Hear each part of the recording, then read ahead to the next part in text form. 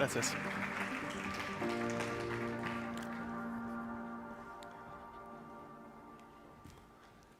Well, thank you very much for having me here. I'm really excited to have this opportunity to speak with you today. It's my first time here in Santiago, so I'm also excited to explore the area. I work for an international nonprofit organization directing our global efforts around the world to try to reduce methane emissions, as you were just hearing about methane from the announcers there. I've spent the last 25 years of my life working on climate change and the energy transition. Prior to that, I worked in the US Congress, and before that, I was doing development work in Central Africa. Climate change, if you've studied it at all, is not the most uplifting subject to study. It's actually quite depressing a lot of times. But I'm here to talk about hope and to deliver a message that we can deal with climate change in our lifetimes. But let's start first with the depressing stuff. So, climate change is all around us. It's here today. And what was supposed to slowly start impacting us over this century has dramatically accelerated in the last decade. Almost every year is announced as the hottest year yet, and 2023 is one of those. It's the hottest year on record. And the last 8 years are the hottest 8 years ever. Droughts, floods, fires, melting glaciers, rising sea levels, overheated oceans, powerful superstorms. All of these are wreaking havoc on our planet and impacting people's health and livelihoods. We have known about this problem for a long time, but we so far have failed to change the trajectory of those temperatures or emissions. This is largely because emissions have continued to grow despite all our efforts. This is CO2 emissions here. Going back to pre-industrial levels, we were at about 275 parts per million in the atmosphere. We're now at about 425 parts per million. I believe this is due to two problems in the climate space. One is a physical one, and two is a psychological one. The physical problem is that our society globally has become completely and totally addicted to fossil fuels. It's part of literally everything we do. It's part of our materials, it's part of our energy, and getting that out of the system is really difficult to do in certain places, and it's really expensive. The psychological problem is that everything we do to reduce CO2 emissions, like buying solar power for our homes or driving an electric car, the climate benefits won't be seen by those of us here in the room. And that's because when you emit a molecule of CO2, that molecule is impacting the climate for hundreds and hundreds of years. So everything we do to reduce emissions now takes a really long time to see an impact on climate. Oop, I went too far, there we go.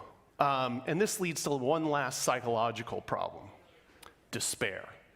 When you go around working on climate change, a lot of people have become very despondent about climate. They don't feel like we can do anything to solve the problem. But this takes pressure off of policymakers. It takes pressure off of companies. It takes pressure off the global community to take action. When we no longer care about it because we're despondent about it, it takes the pressure off the people that have to take the actions that are necessary. But there is hope.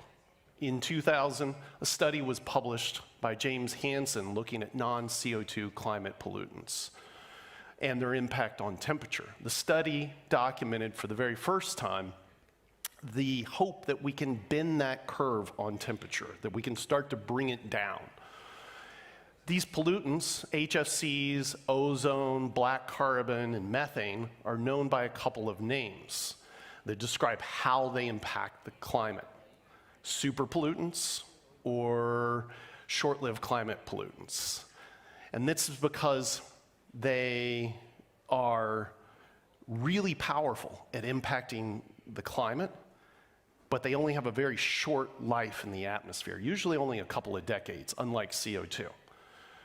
Methane, for instance, is about 80 times more powerful than CO2 when it's warming the planet, but it only lasts for about 12 years in the atmosphere. Methane emissions have also been going up, quite dramatically actually, from 700 parts per billion pre-industrial levels to 1,925 parts per billion now. And this is leading to big climate impacts. Methane is actually responsible for about half the warming we're feeling today. So about a half a degree centigrade is due to methane pollution. But this high impact, very short life in the atmosphere allows us to have a big impact in changing climate if we can do something to reduce methane emissions. And that's the other good news here. Methane emission reductions is readily doable. The things that we need to do to achieve reductions, we've got the technologies to do that. We've got the technology right now today to reduce the warming of the planet by 0.3 degrees Celsius. 0.3 doesn't sound like a whole lot, but remember when we've warmed about 1.1, 0.3 is a massive impact. Nothing new has to be created. Most of the technologies are either profitable or cheap to deploy. So one pollutant offers us a pathway to deal with our physical problem and our two psychological problems of climate change. And we can start to bend the curve on climate change in our lifetimes and set ourselves on the right path to tackling the rest of climate's problem. So let's talk a little bit more about where methane comes from. The energy sector is responsible for about 36% of human-related methane emissions. It comes from the production of oil, gas, and coal. In the oil and gas sector, emissions come from the entire supply chain, from the wellhead all the way down to your home. It leaks, it's intentionally vented out of the system. It's pervasive throughout the system. But there are a lot of solutions that can reduce methane emissions in the oil and gas sector by about 80%. And these are things, it's more like plumbing than rocket science here. You have to fix valves and tighten pipes and things like that, but it's not complicated actions, but it does require government intervention to achieve this. And in the past few years, we've seen a number of countries take on this action around the world, but what we need is more countries to make this pervasive throughout the world. In the coal sector, there's a large amount of methane that's usually contained within the coal, and so when we mine coal, we release that methane into the atmosphere. But up to 98% of that methane can be mitigated through low-cost systems that either drain the methane from the coal seam ahead of time or by capturing the methane that comes out of the mine shaft before it gets into the atmosphere. Livestock production is responsible for about 32% of human-made methane emissions, with about 80% of it coming essentially from cow burps, also known as enteric fermentation, and 20% from manure management. Technologies to reduce livestock emissions are still being developed, but there's a lot of promise with things like feed additives and biodigesters for manure management. And then there's other things like breeding low methane cows and finding vaccines for methane in cows. Those are still in the early stages. But the good news is there's a lot of appetite for the development of these, and there's a lot of money going in to support new solutions. The waste sector is responsible for about 19% of methane emissions. The majority of waste comes from emissions at a landfill from organic waste that we send to that landfill. So every time you send an apple core or anything else like that to a landfill, it creates methane in the landfill. In 2020, we created 2.24 billion metric tons of municipal solid waste in the world. And that's expected to grow by 70% by 2050. And globally, organic waste, the stuff that makes the methane, makes up about 60% of our municipal waste. But there's technologies that can cut all of that by about 80%, and 60% of the reductions can be done at low or no cost. These include things like food waste prevention, organics diversion, so instead of sending the apple core to the landfill, we send it to be composted. Things like this can dramatically have an impact on emissions within the waste sector. Rice production is the last source. It's responsible for about 8% of methane emissions, which comes from the flooded fields and microbial decay that happens in the soil when you flood them. Reducing emissions from rice can be a bit challenging because there's all sorts of cultural aspects associated with those flooded fields in certain parts of the world. And there can be some productivity loss, but we're seeing a lot of promising solutions with soil amendments and water management, as well as an opportunity for new varieties of rice that use a lot less water. Chile's been playing a leading role in the waste sector in mitigating emissions in the waste sector. Back in 2020, Chile published a national organic waste strategy that seeks to improve the management of the waste sector emissions and reduce pollution. The strategy was developed in partnership with the Canadian government and seeks to recover 66% of the municipal organic waste that's by 2040. Replicating what Chile is doing here has become the goal of the international community around the world, trying to get other countries to take on what Chile is trying to do right now. But one of the problems we've had with all of this is that with methane, we can't see it and we can't smell it. It's invisible and it's odorless. So it's really difficult. It's not like a smokestack on a power plant where you see the pollution coming out the stack. You can have a gas facility that's leaking methane right out the stack and you won't ever see it without special technologies. But there's been major advancements in technology around the world with satellites that are now able to see large methane emission sources around the world. And these space-based instruments combined with sensors on drones and airplanes and on the ground are building an infrastructure that allows us to finally start to really get a good view of how much methane is coming out and where we need to take action. We're already seeing results.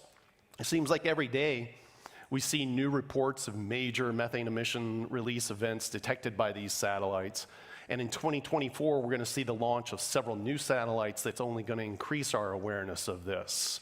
The map here shows emissions from landfills that have been detected by just 2 of the satellites that are currently available. And if we zoom in, you can see one of these sites, this is in Buenos Aires, where you see a landfill that's leaking a lot of methane emissions. But we need action that starts to eliminate these emissions, and thankfully, we're seeing a lot of growth there. 3 years ago at COP26 in Glasgow, the Global Methane Pledge was launched with the objective of cutting methane by 30% by 2030. Since then, 155 countries have joined, and we are witnessing the creation of an entire ecosystem dedicated to reducing methane emissions. Over $1 billion in new grant funding has been raised, $3.5 billion in new investments from multilateral development banks, and a ton of other work.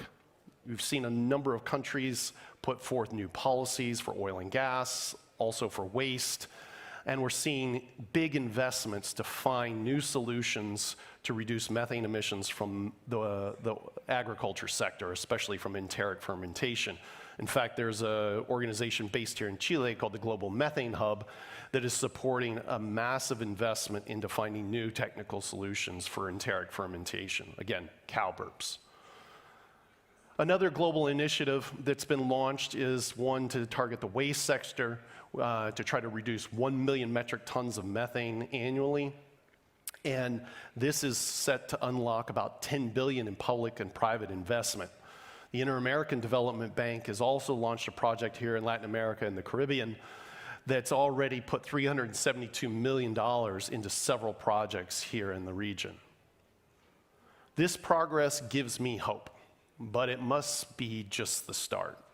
It's wonderful to have all these kinds of announcements about what we're going to do to address methane and the money that we're bringing forward. But unless these things are fully implemented, we're not going to see the kind of progress that's necessary, and we will fail to take advantage of the opportunity that methane presents us. And that's to finally start to bend that curve on climate change in our lifetime.